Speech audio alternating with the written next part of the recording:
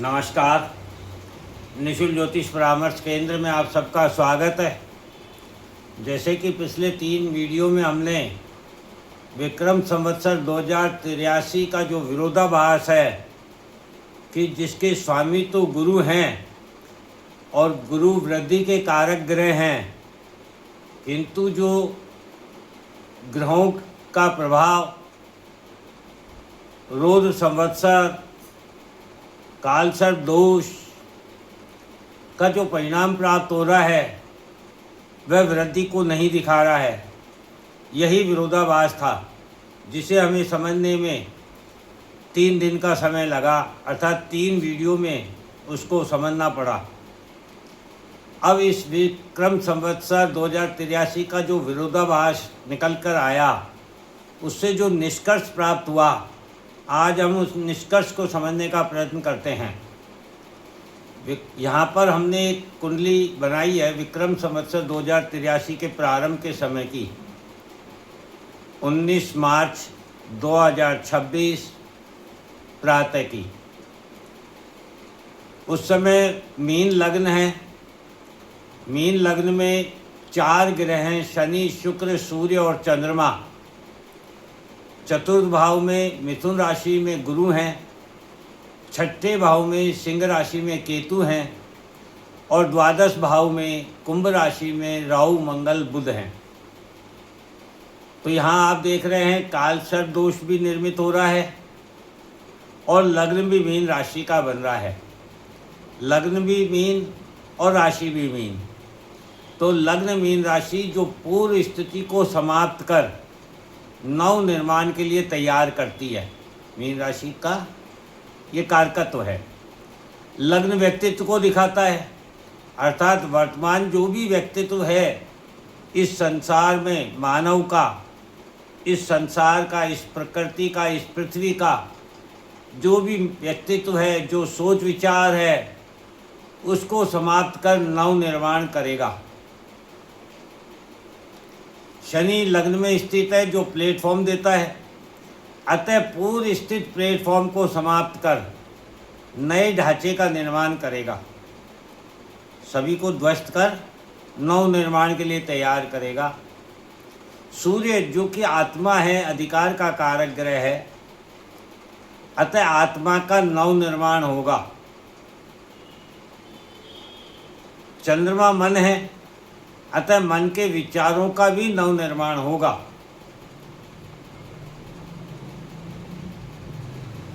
राहु द्वादश भाव में कुंभ राशि में है। द्वादश भाव व्यय का है, खर्चों का है। द्वादश भाव एकांत देता है, अकेलापन देता है, अवचेतन अवस्था देता है। द्वादश भाव अस्पताल का, जेल का, विदेश का होता है। कुंभ राशि कर्मफल को दिखाती है, सोशल नेटवर्क को दिखाती है, इच्छा पूर्ति की राशि है। कुंभ यानी अमृत कलश। राहु वृद्धि और विस्तार के कारक ग्रह हैं, टेक्नोलॉजी और स्पेस के कारक ग्रह हैं। अतः राहु कर्मफल, सोशल नेटवर्क, इच्छा पूर्ति का व्यय करेंगे, उसके व्यय में वृद्धि और विस्तार देंगे। टेक्नोलॉजी स्पेस का भी व्यय करेंगे। एकांत, अकेलापन, अवचेतन अवस्था, अस्पताल, जेल, पलायन, इसमें वृद्धि करेंगे। विदेश अर्थात पलायन। मंगल द्वादश भाव में कुंभ राशि में राहु के साथ है, मंगल सेनापति हैं। अतः ऊर्जा शक्ति का व्यय मानव एकांत में, अकेलापन के लिए, अवचेतन अवस्था में, अस्पताल, जेल और पलायन में करेगा। बुध वाणी संवाद कम्युनिकेशन के कारक ग्रह है, अतः मानव अपने वाणी संवाद कम्युनिकेशन का व्यय अवचेतन अवस्था में करेगा, अर्थात कहेगा कुछ, करेगा कुछ, उसका कोई अर्थ नहीं निकल पाएगा संवाद का। गुरु चतुर्थ भाव में मिथुन राशि में है, चतुर्थ भाव सुख का है। मिथुन राशि संवाद की है। गुरु ज्ञान धर्म पॉजिटिविटी के ग्रह हैं, अतः गुरु ज्ञान धर्म पॉजिटिविटी के जो भी संवाद होंगे उनका सुख देंगे, संघर्ष का सुख नहीं देंगे। किसी को अपराध बोध कराना या किसी का अपमान करना या किसी को नीचा दिखाना, ऐसे संवाद का सुख गुरु नहीं देंगे। केतु छठे भाव सिंह राशि में है। छठा भाव हमारे ऋण रोग शत्रु कंपटीशन नौकरी का है।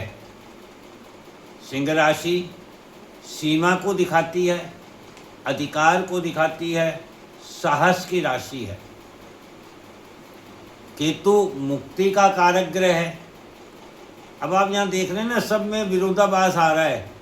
बुध जो संवाद के कारक ग्रह हैं, वो बुध अवचेतन अवस्था में है, अर्थात हमारी बुद्धि यदि अवचेतन अवस्था में काम करेगी तो उसका क्या परिणाम होगा।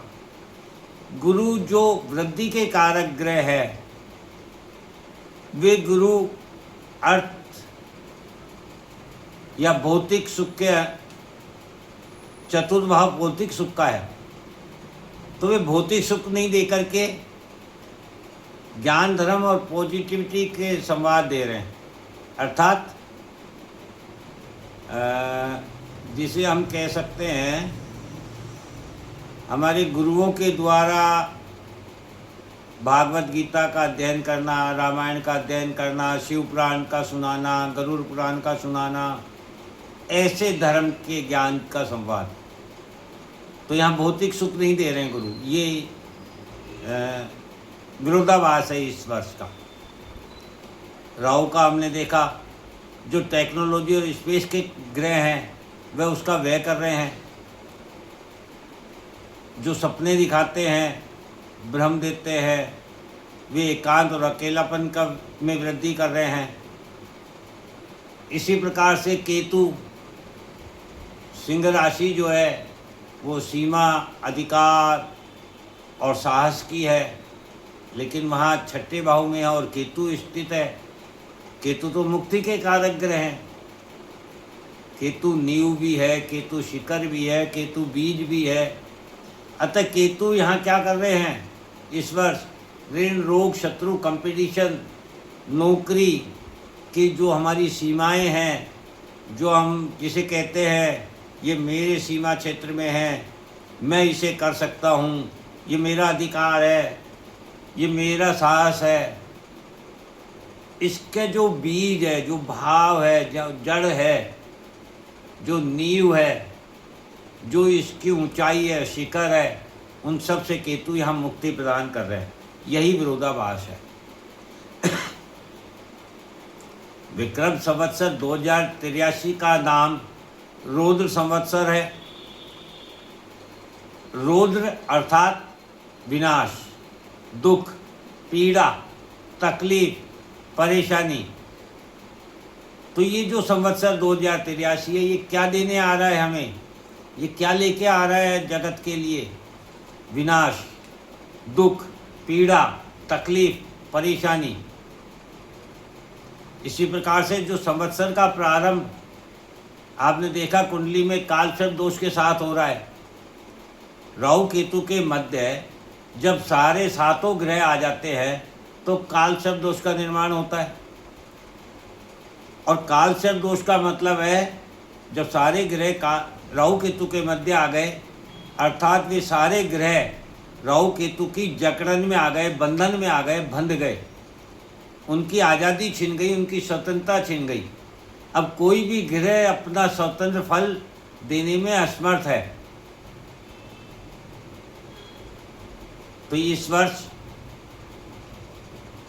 राहु केतु संपूर्ण रूप से प्रभावी रहेंगे।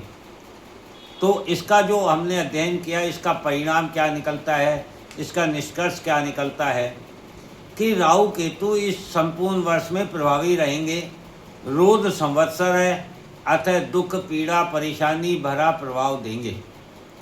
राहु व्यय खर्चों में वृद्धि कर रहे हैं, सम्मान, व्यक्तित्व, सोच विचार का भी व्यय कर रहे हैं। टेक्नोलॉजी स्पेस का भी व्यय कर रहे हैं जो जीवन जीने में बाधा उत्पन्न करेगा।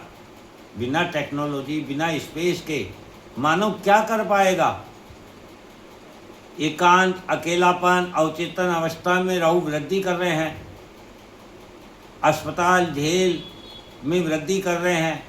अस्पताल में वृद्धि अर्थात बीमारियों का बढ़ना, झेल में वृद्धि अर्थात अपराधों का खुलना, छुपी हुई चीज़ों का सामने आना, विदेश अर्थात पलायन में वृद्धि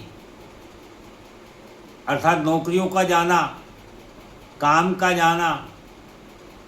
केतु कैसा फल दे रहे हैं इस वर्ष? ऋण, रोग, शत्रु, कंपटीशन, नौकरी, सीमा, अधिकार, साहस, इन सब से मुक्ति प्रदान करेंगे अर्थात इनमें कमी लाएंगे।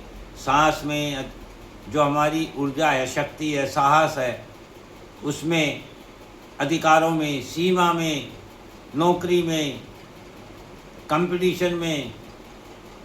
ऋण, रोग, शत्रु, कंपटीशन, नौकरी, सीमा, अधिकार, साहस, ये सभी अहंकार के कारण तो प्राप्त होता है व्यक्ति को। तो इसका मतलब है कि कुल मिलाकर केतु जो है अहंकार से मुक्ति प्रदान करेंगे, संक्षिप्त में यदि इसे हम समझे तो। और यदि मानव का अहंकार ही समाप्त हो गया तो समझो मानव समाप्त। क्योंकि अभी की जो दुनिया की परिस्थितियां बनी हुई है यह मानव के अहंकार के कारण ही तो बनी हुई है कि एक दूसरे पे अतिक्रमण करना, आक्रमण करना, नीचा दिखाना, अपमान करना, स्वयं को ताकतवर साबित करना, यह अहंकार है। और केतु इसी से मुक्ति देंगे। अब आप अच्छे से समझ सकते हैं। इसका छोटी सी भाषा में यदि कोई निष्कर्ष निकलता है तो वह निकलता है कि इस वर्ष विनाश है, वृद्धि नहीं है। तकलीफ है, दुख है, पीड़ा है, खुशी नहीं है। हमें क्या करना है?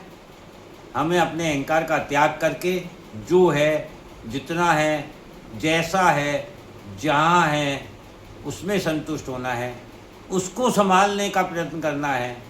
बस यही इस वर्ष का संक्षिप्त निष्कर्ष है। जय हिंद, जय भारत।